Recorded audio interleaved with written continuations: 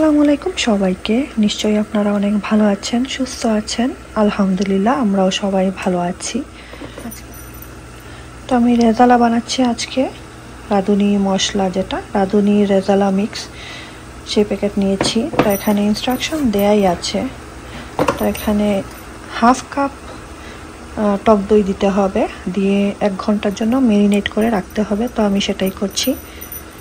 এখন আমি ভালো করে মিক্স করে রেখে দিব 1 ঘন্টার জন্য।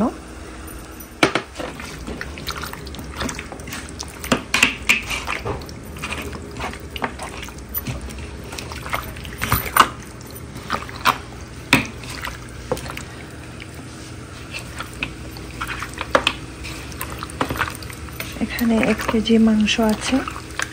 মশলাটা 1 কেজি মাংসের জন্যই দেয়া। তো 1 প্যাকেট 1 কেজি মাংসের জন্যই।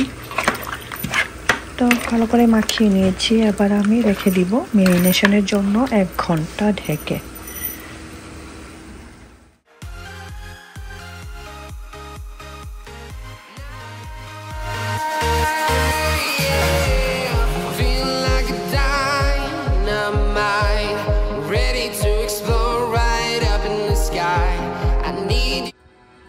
এখানে কয়েকটা আলু বোখারা নিয়েছি।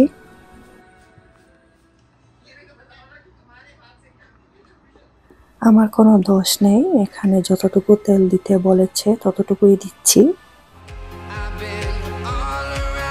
আর এখানে গেল 1.5 কাপ পেঁয়াজ কুচি।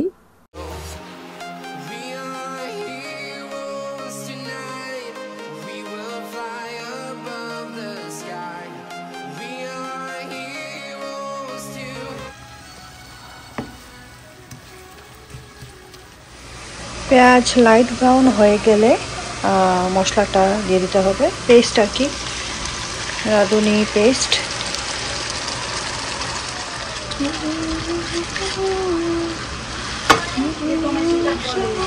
না তাই ধরতো নাই।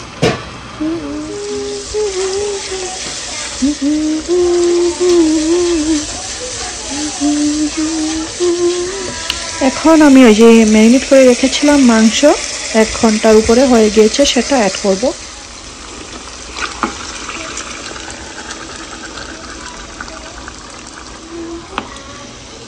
আমি তো লবণ দিতে ভুলে গিয়েছি। এখানে দেয়া আছে আন্দাজ করে একটু লবণ দিতে হবে। তো এবার লবণ অ্যাড করব। লবণ একদমই নেই মশলাতে, আমি ভেবেছিলাম লবণটা থাকবে। তো এখন লবণ অ্যাড করব। প্যাকেটে লবণের পরিমাণ দেয়া নেই। আর একটু দোকানে একবারও দিছে না লবণ প্যাকেটে। এবার কিছুক্ষণ রান্না করা হবে, মানে কষানো হবে মাংসটাকে। তারপরে আন্দাজ করে পানি দিয়ে ঢেকে সিদ্ধ করা হবে মাংস।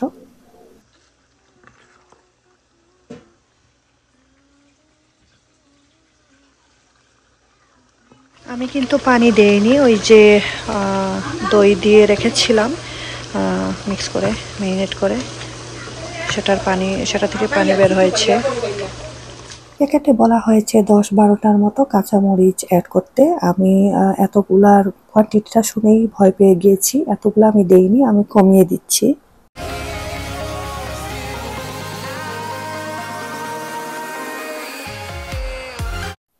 এবার যাচ্ছে আলু বোখারা, তারপরে আবার রান্না করা হবে। মাংস প্রায় আপনার সিদ্ধ হয়ে গিয়েছে। এখন শুধু চুলায় থাকবে গ্রেভিটাকে ঠিক বানানোর জন্য। রেজালাটা ঠিক হতে হবে। আমার রান্না করা শেষ, রেজালা রেডি।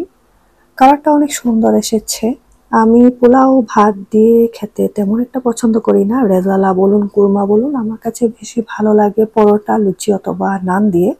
তো আমি নান দিয়ে খেয়েছি বিকেলবেলা, সকালবেলা নাস্তার মতো। ছবি আমি তেমন একটা ভালো তুলতে পারিনি, কারণ দুপুরে রান্না করেছিলাম। আর আমার মেয়ে একটু পরেই চলে আসে স্কুল থেকে, আমি ব্যস্ত হয়ে যাই মেয়েকে নিয়ে। তো আমার ভিডিওটি যদি ভালো লাগে প্লিজ সাবস্ক্রাইব করবেন, লাইক দিবেন, শেয়ার দিবেন। সবাই ভালো থাকবেন, সুস্থ থাকবেন, আমাদের জন্য দোয়া করবেন। আল্লাহ হাফেজ।